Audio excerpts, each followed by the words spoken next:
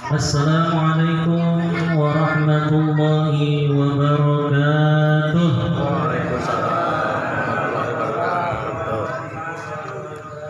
Innal hamdalillah nahmaduhu wa nusalli wa nusallimu ala rasulihil karim. Wassalatu wassalamu ala asyrafil anbiya wal mursalin wa la haula wa la quwwata illa billahil aliyyil azim. Amma ba'du. Siapa ini? Emang Allah Ta'ala fil Qur'anil Karim Subhanalladzi asra bi abdihi laylan minal masjidil haram ilal masjidil aqsa alladzi barakna hawlahu linuriyahu min ayatina innahu huwas sami'ul basir.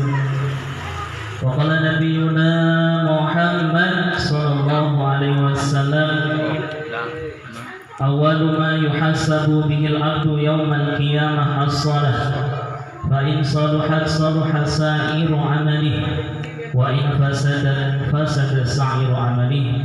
Al-hadis kama qala nabiyyuna Muhammad sallallahu alaihi wasallam. Alhamdulillah wa syukrulillah. Bersyukur kita kepada Allah Subhanahu wa taala pada malam yang semakin malam, Pak. Ini acara kita sudah masuk jam 10:30. Kira-kira mau panjang apa pendek, Pak?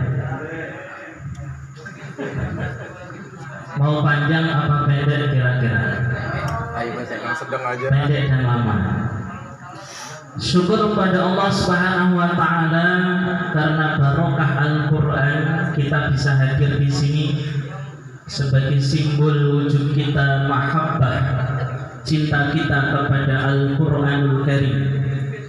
Satu mukjizat yang paling agung yang Allah berikan kepada baginda Nabi Muhammad sallallahu alaihi wasallam yang hari ini masih bisa kita rasakan. Barokah tilawatul Quran baik bagi orang tua, anak muda maupun anak-anak. Ini mukjizat yang barokahnya sepanjang masa, yaitu Al-Qur'anul Karim. Kepada yang terhormat Ketua Jamiah Dr. Andes Bapak Muhammad Bussalam, kepada yang terhormat Ustaz Sadli Albani, kepada yang terhormat guru kita bersama Ustaz Muhammad Mulwi Jamil, kepada yang terhormat Bapak Dr. Samsi Tahmid MA, kepada yang terhormat Bapak DKM kita Bapak Saudi, kepada yang terhormat Bapak Haji Suki, kepada yang terhormat Bapak Irwi Umang Sumarno, dan kepada yang terhormat Bapak MC kita Bapak Nawiri. Semoga Allah SWT senantiasa berikan panjang umur untuk beliau semua. Allah lapangkan rezekinya, Allah berikan sehat walafiat, Allah jadikan keturunannya menjadi anak-anak yang taat, anak-anak yang birrul walidain, sukses dunia akhirat, amin ya rabbal alamin. Dan kepada Bapak RT kita Bapak Anjur Supardi yang sekarang lagi sakit, kita sama-sama doakan semoga Allah berikan kesehatan, bisa kembali aktif seperti semula, dan Allah angkat penyakitnya, amin ya rabbal alamin. Pembahasan tentang Isra dan Mi'raj ini sebenarnya saya kurang pantas untuk mengisi di sini karena banyak ustadz dan kiai.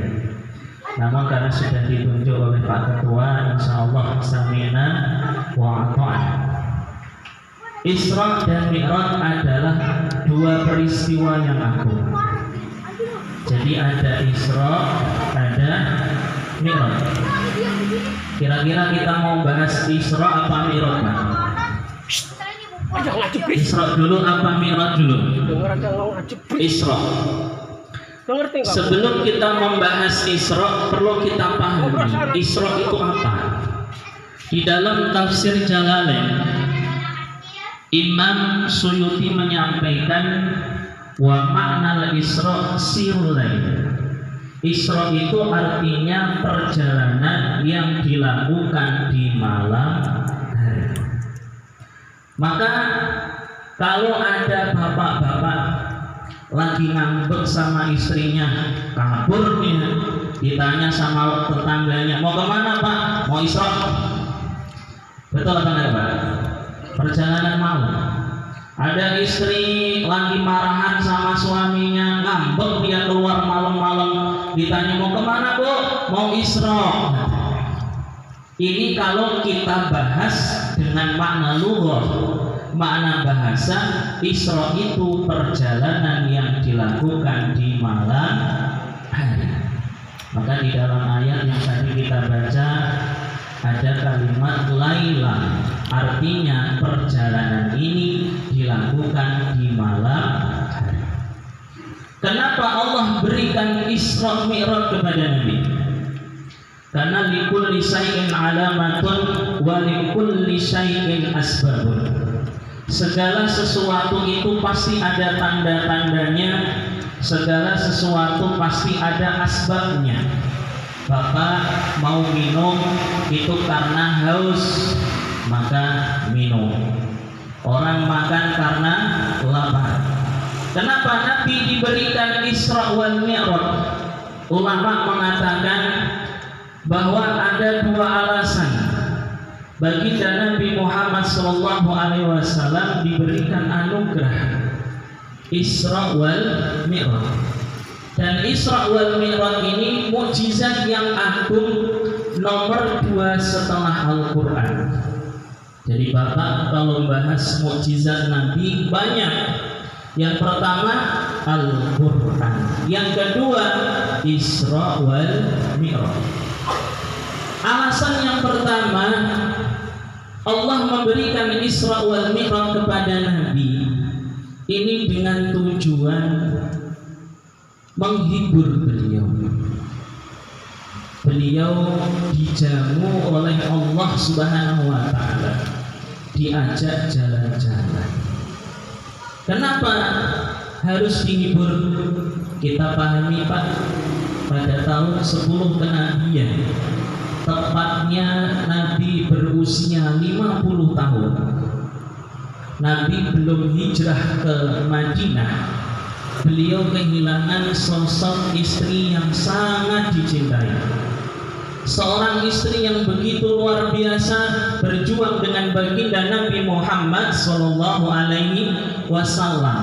Sepanjang rumah tangga Nabi dengan Khadijah binti Khuwailid, beliau rumah tangga 25 tahun. Ini Khadijah sepanjang menjadi istri Nabi kagak pernah cembetut Pak. Ketemu Nabi senyum. Bahkan dalam satu riwayat Nabi tak pernah melihat wajah istrinya cembetut. Bahasa Jawanya itu merembut.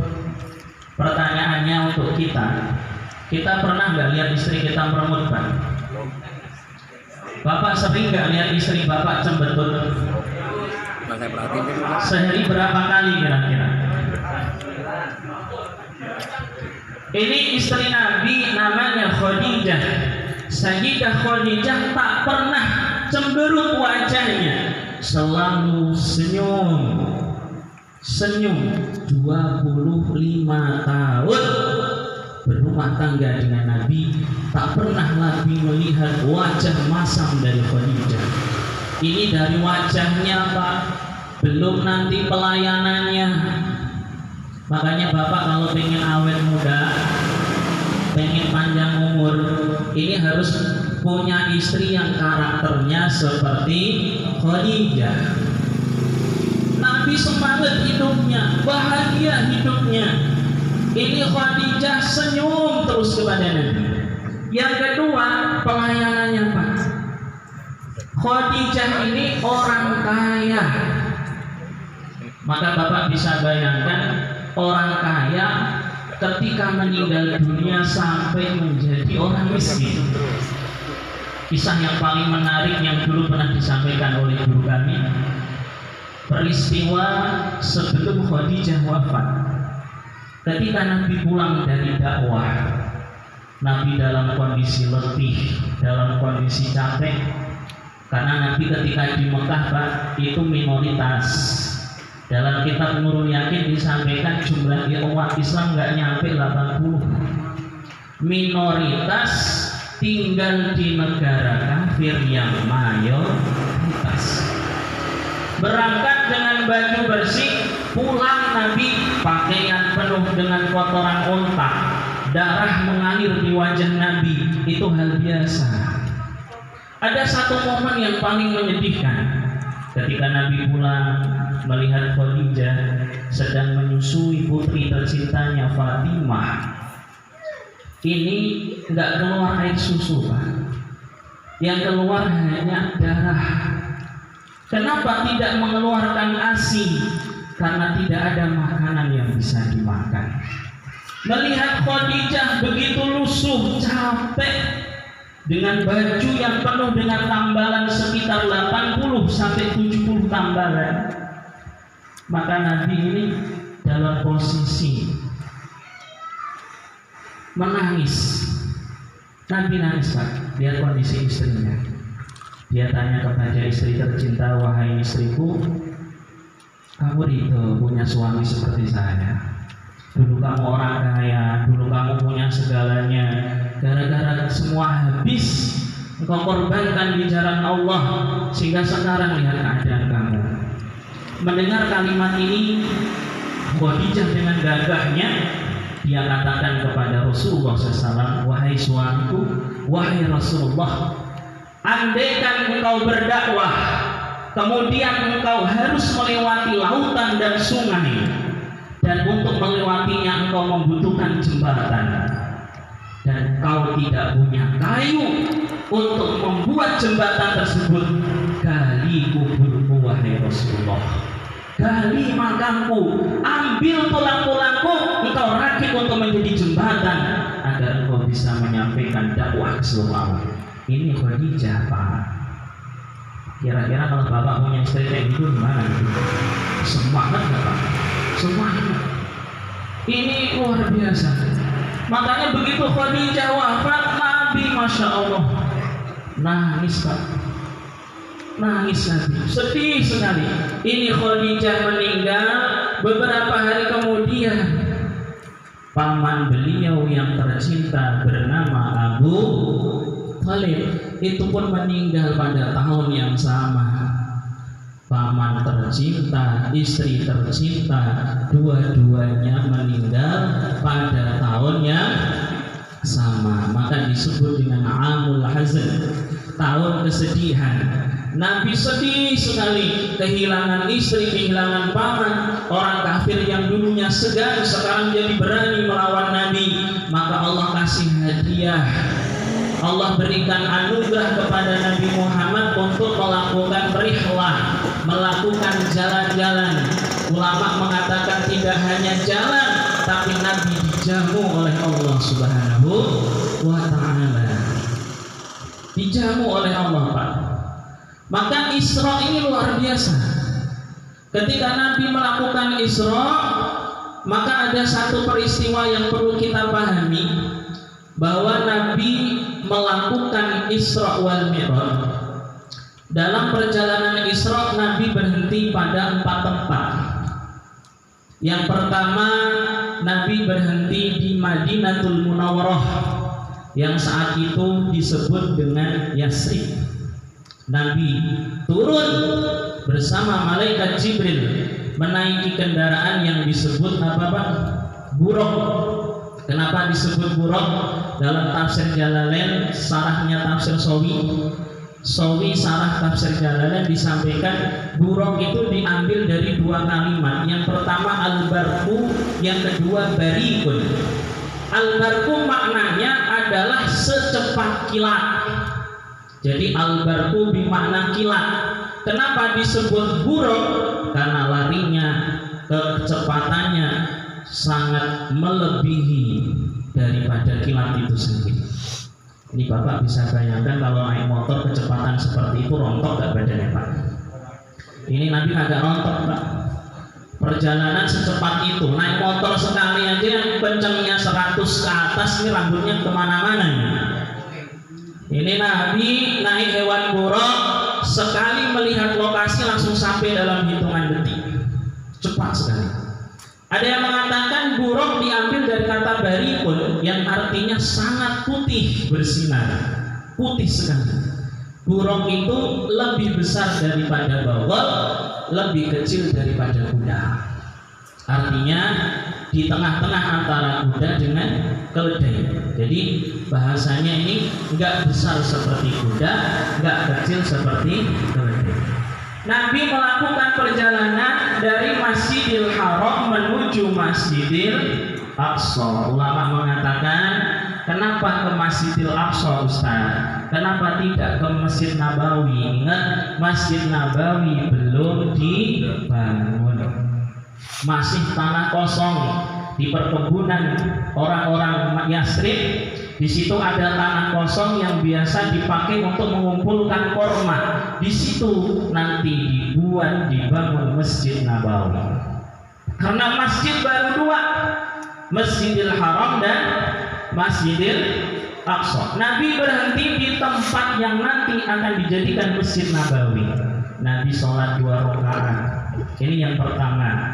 Sebelum Nabi sampai ke Masjidil Aqsa, Nabi berhenti di satu tempat namanya kebunnya orang Madinah. Di situ nanti akan dibangun Masjidil Nabawi. Berikutnya Nabi melanjutkan perjalanan, berhenti lagi di satu tempat di daerah Madian, namanya Syajaratun Nubuwah. Itu di Madian ada pohon yang dulu pernah dipakai Nabi Musa alaihissalam untuk bersandar, Pak. Sampai sekarang masih ada. Bapak boleh cek di internet, ada namanya pohon kenabian. Lokasinya di Madian. Itu Nabi berhenti di situ, napatilah sejarah Nabi Musa. Ketika dikejar Fir'aun, Nabi Musa tidak bawa apa-apa, harta nggak bawa, makanan nggak bawa, kondisi nggak punya apa-apa. Nabi Musa duduk berteduh di pohon tersebut. Sampai sekarang pohonnya masih ada di daerah Madian. Itu Nabi di situ turun. Nabi sholat 2 rakaat, tabarruk, ngalap berkah bahasa kita, bahwa ini tempat pernah diduduki seorang nabi bernama Nabi Musa alaihissalam. Maka tempat manapun yang di situ dihuni orang-orang soleh, dihuni orang-orang taat, dihuni oleh para kiai, insya Allah tempat itu pun berkah. Makanya kalau ada ustaz, ada kiai di dekat rumah kita, jangan diusir. Ini ustaz kiai bawa berkah. Kalau diusir, berkahnya pindah. Nabi sholat 2 rakaat di situ. Melanjutkan perjalanan, berhenti lagi di satu gunung namanya Gunung Tursina. Nabi turun sholat 2 rakaat di Gunung Tursina. Itu gunung adalah tempat di mana Nabi Musa menerima Taurat. Jadi Nabi Musa mendapatkan Taurat di Tursina. Nabi turun di situ, Nabi sholat 2 rakaat. Lanjut perjalanan lagi, Nabi berhenti di satu tempat namanya Baitul Lahmi. Kalau zaman sekarang disebut Bethlehem, tempat kelahiran Nabi Isa alaihissalam. Nabi berhenti di situ, Nabi sholat 2 rakaat, baru Nabi lanjut ke Masjidil Aqsa. Ini keterangan dalam kitab Tafsir Shawri. Nah, ketika Nabi sampai di Masjidil Aqsa, yang perlu kita pahami di sini, nampak betul keagungan dan kehebatan baginda Rasulullah Shallallahu Alaihi Wasallam, di mana beliau diizinkan oleh Allah untuk menjadi imam. Makmumnya semua malaikat, termasuk Jibril, Mikail, Israfil, Israel, dan malaikatul muqarrabin, semuanya dekat. Semuanya mendekat ikut sholat. Dari zaman dari Nabi Adam sampai Nabi Isa, semuanya datang. Ulama mengatakan itu yang datang ruhnya apa jasadnya.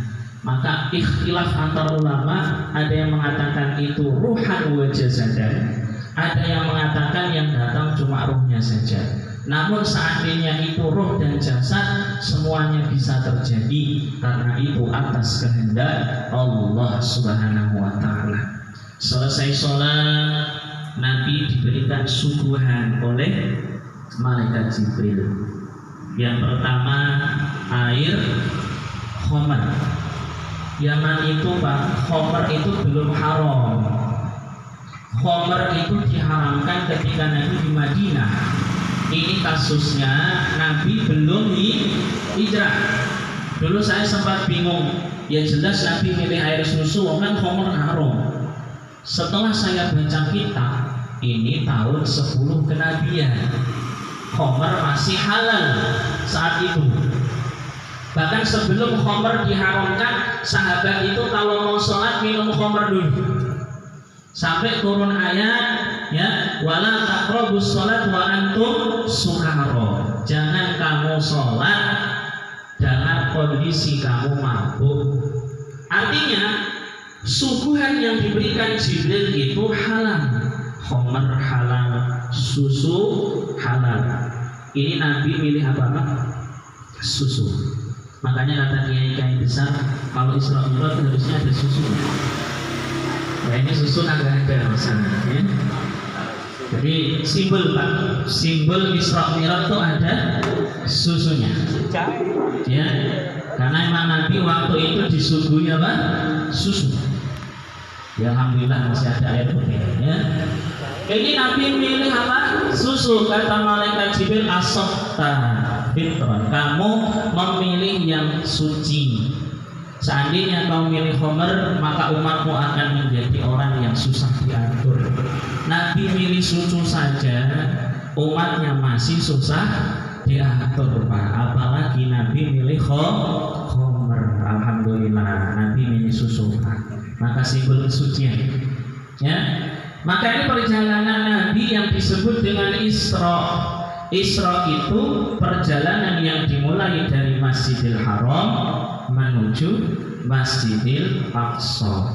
Ini Isra. Dan di dalam Al-Quran yang disampaikan Isra-nya. Pertanyaan, kenapa Mi'raj tidak disebutkan di dalam Al-Quran? Karena Mi'raj ini barang gaib Pak. Apa? Nabi melakukan perjalanan dari Baitul Maqdis tembus ke Sidratul Muntaha. Ini nggak ada yang bisa Pak. Dalam satu buku disampaikan, andaikan Bapak memiliki kemampuan secepat cahaya untuk bisa sampai ke langit satu, ini butuh 4.000 juta tahun. 4.000 juta tahun. Kira-kira Bapak naik pesawat sampai langit satu apa enggak? Belum nyampe udah habis umur kita. Karena butuh waktu 4 juta tahun. Dan itu pun kecepatannya harus kecepatan cahaya. Artinya nggak mungkin manusia biasa bisa naik ke langit pertama.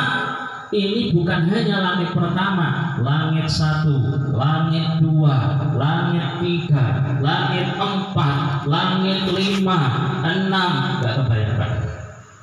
Karena ini terlalu gaib dan terlalu besar sekali, sehingga yang disampaikan perjalanan Isra saja.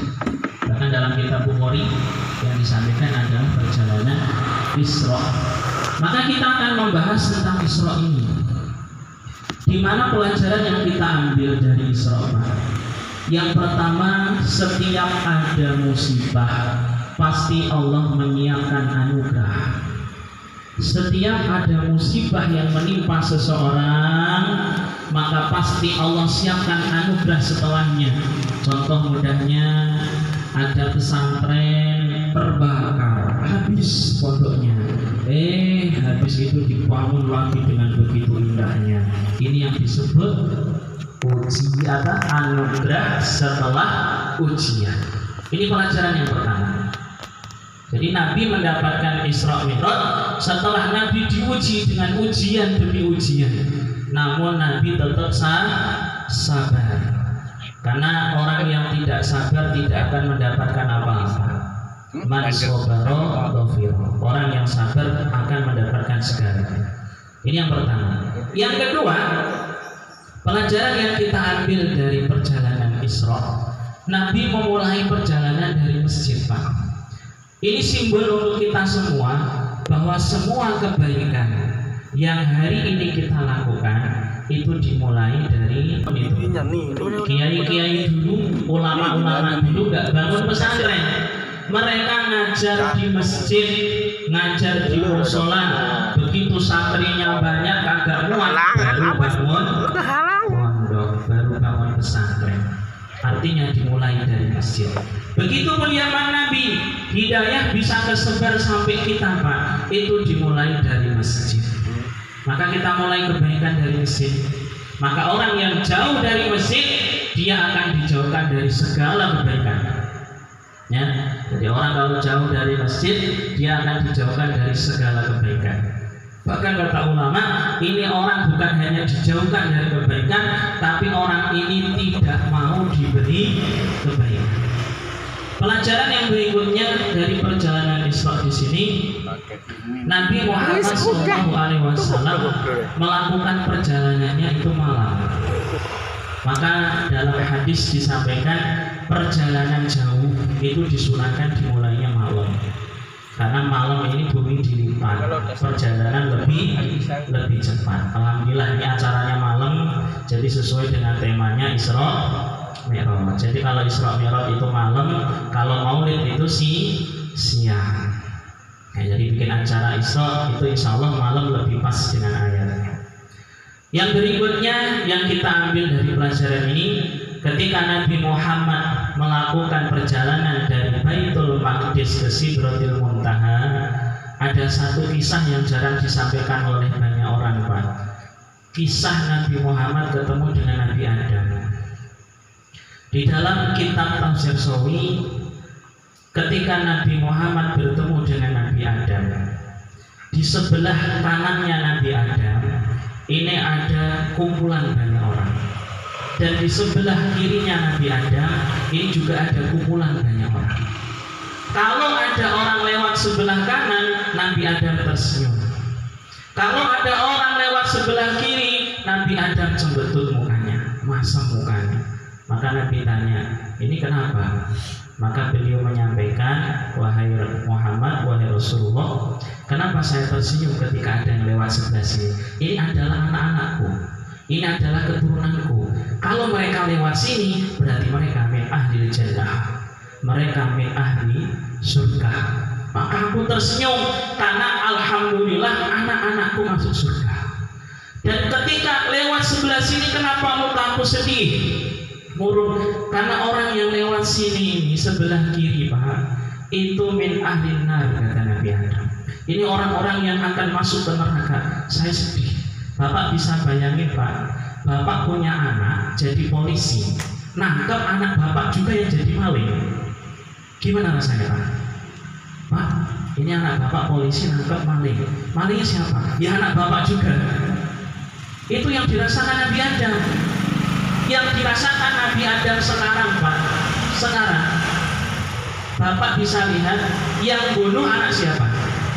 Anaknya Nabi Adam. Kita semua anak Nabi Adam. Yang dibunuh siapa? Anaknya Nabi Adam juga.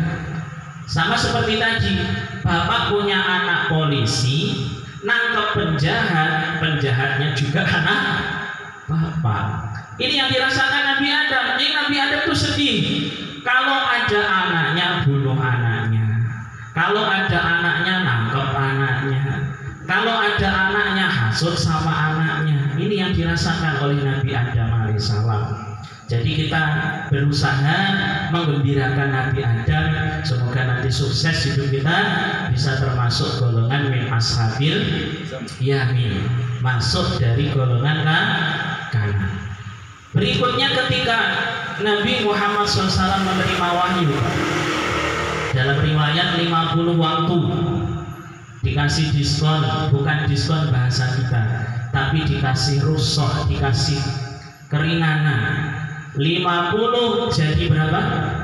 45 jadi 40. Total Nabi Muhammad bolak-balik dari langit ke-7 ke Sidratil Muntaha, itu totalnya ada berapa kali? 9 kali. Pertanyaannya, kenapa Nabi Musa masih menyuruh Nabi Muhammad untuk naik lagi, Pak? Itu bukan karena kepengen sholatnya dikurangi. Ulama mengatakan tujuan Nabi Musa menyuruh Nabi Muhammad bolak-balik karena Nabi Musa pengen mendapatkan nurnya Muhammad Sallallahu Alaihi Wasallam. Jadi saking senangnya Nabi Musa dengan nurnya Muhammad, ini kalau tak biarin nanti turun nggak ketemu lagi, tak suruh naik aja. Ya. Nabi Muhammad naik bolak-balik sampai 9 kali, sampai terakhir Nabi Musa katakan, Muhammad, umatmu nggak bakal kuat. Umatku saja yang panjang umurnya, besar badannya, dikasih sholat 3 waktu, Pak. Dalam riwayat tafsir Sahih ini, Nabi Musa itu hanya diperintahkan sehari sholat berapa waktu? 3 saja. Itu pun banyak yang kagak sholat. Sementara umatmu umurnya pendek, kira-kira nggak bakal kuat. Tapi Nabi Muhammad mengatakan, saya sudah malu. Maka jadilah sholat sekarang menjadi 5 waktu. Begitu Nabi Muhammad turun, Pak. Sebenarnya Nabi tidak ingin menceritakan cerita ini. Kenapa? Karena nggak mungkin ada orang yang percaya. Nabi itu cerdas, Pak. Nabi punya sifat namanya fatonah. Orang cerdas ya paham. Mana percaya ini orang Arab itu. Nabi nggak mau cerita. Nabi duduk diam di Masjidil Haram dengan wajah yang tidak menyenangkan. Nabi mikir nih, kalau tak ceritain nggak bakal percaya orang. Ini datang Abu Jahal. Abu Jahal kan benci sama Nabi, Pak. Sifatnya musuh itu, kalau lihat orang yang dibenci susah, senang apa sedih. Abu Jahal lewat, lihat Muhammad termenung, nah cocok ini pasti ada masalah ini Muhammad ini.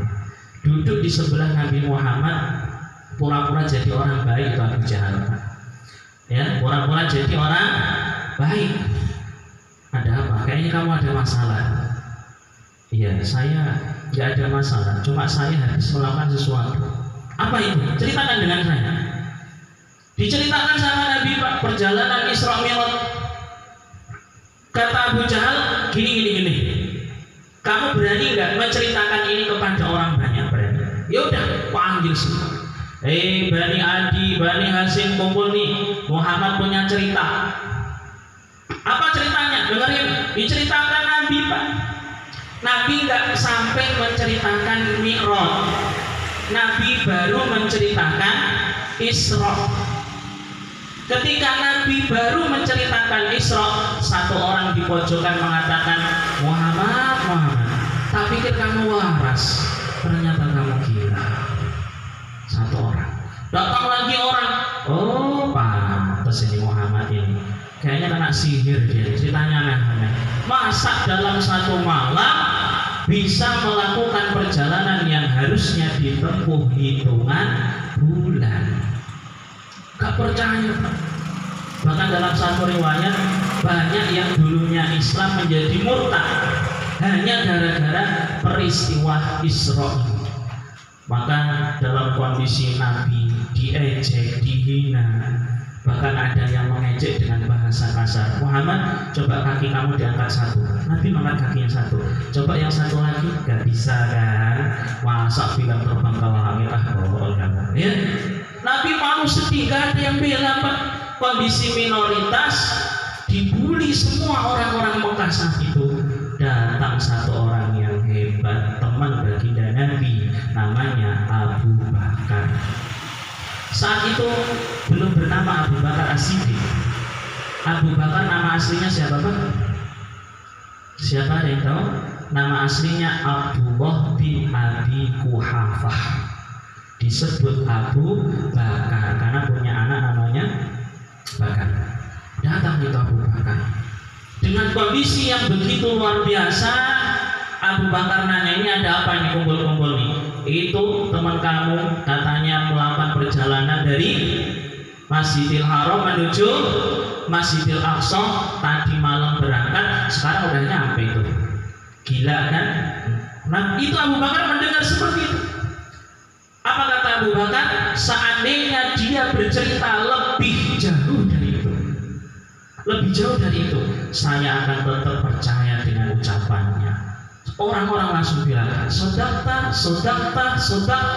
Oh, kamu benerin dia. Kamu enggak, disebutlah Abu Bakar As-Siddiq.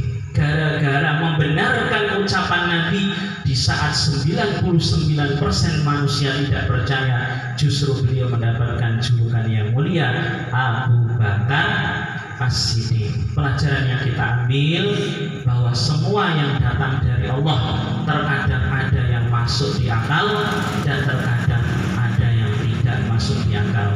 Maka biar semuanya masuk, maka jangan gunakan akal kita, namun gunakan iman kita dan hati kita untuk yakin dengan kuasa Allah Subhanahu wa ta'ala. Dan semoga kita termasuk golongan orang-orang yang yakin dengan Nabi, golongan orang-orang yang itibar dengan para sahabat, dan semoga peristiwa Isra Mi'raj menambah mahabbah kita, kecintaan kita kepada Rasulullah, dan menjadi orang yang senantiasa sabar dalam kondisi apapun, karena tadi disampaikan oleh para ulama, anugerah akan diberikan setelah datangnya musibah. Semoga Allah berikan kesabaran buat kita dalam menjalani ujian hidup, amin ya rabbal alamin. Demikian dari saya. Ada benar dari Allah SWT, ya, ada kekurangan dari berusaha sendiri. Assalamualaikum warahmatullahi wabarakatuh. Waalaikumsalam warahmatullahi wabarakatuh. Demikianlah dengarkan bersama tausiah agama ceramah Isra wal Mi'raj yang telah disampaikan pada Nakaron Bapak Ustaz Soleh Hadi.